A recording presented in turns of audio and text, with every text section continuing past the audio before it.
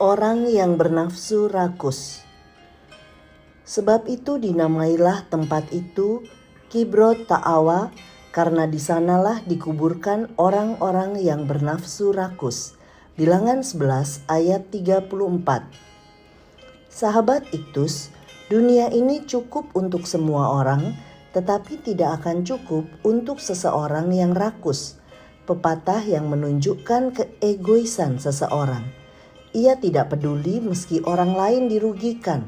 Yang terpenting hanyalah dirinya beroleh kepuasan. Ia selalu merasa kurang dan tidak pernah bersyukur atas apa yang telah diterimanya dari Tuhan. Rakus adalah bukti ketidakpercayaan seorang terhadap pemeliharaan Tuhan.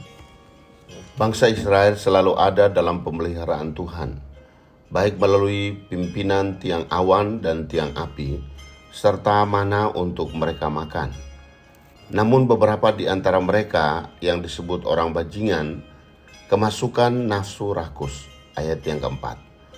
Mereka bersungut-sungut menginginkan daging, dan Tuhan pun dengan mujizatnya menyediakan burung puyuh bagi mereka.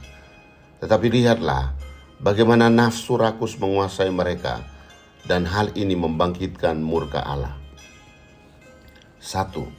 Tuhan menyediakan berkat, ayat 31 dan 32. Tuhan memberikan burung-burung puyuh yang terbang rendah di tengah-tengah mereka. 2 hasta tingginya, sekitar 1 meter. Karena bersayap lemah, mereka tidak bisa terbang cepat dan tinggi, dan tidak mampu melawan angin. Sehingga mereka memilih terbang berkelompok menunggu angin yang tepat dan mudah untuk ditangkap orang. Begitulah cara Tuhan menyediakan burung puyuh bagi umatnya. 2. Rakus terhadap berkat Tuhan, ayat 33. Bagaimana respon bangsa itu terhadap berkat yang disediakan Tuhan?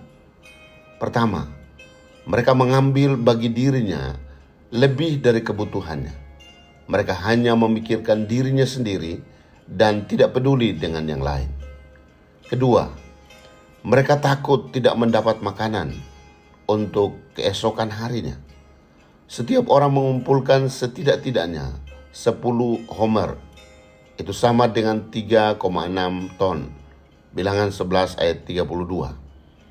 Rasa takut membuat mereka melupakan bahwa Tuhan dapat memberi jaminan hidup bagi mereka. Kerakusan telah membutakan mereka untuk melihat Tuhan dan kasih setianya. 3. Murka Tuhan bagi yang rakus, ayat 34 dan 35. Apakah Tuhan tidak berhak menjadi murka ketika berkat-berkatnya dilecehkan oleh manusia? Tidak mengherankan apabila kisah ini berakhir dengan tragis. Ketika daging itu masih di dalam mulut orang-orang yang rakus, Tuhan menghajar mereka dengan tulah yang menyebabkan kematian.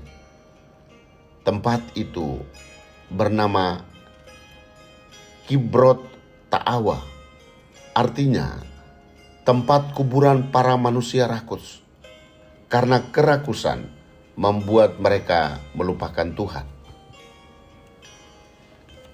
Sahabat Iktus yang dikasihi Tuhan, sudahkah aku mensyukuri setiap berkat Tuhan yang telah Ia berikan kepadaku?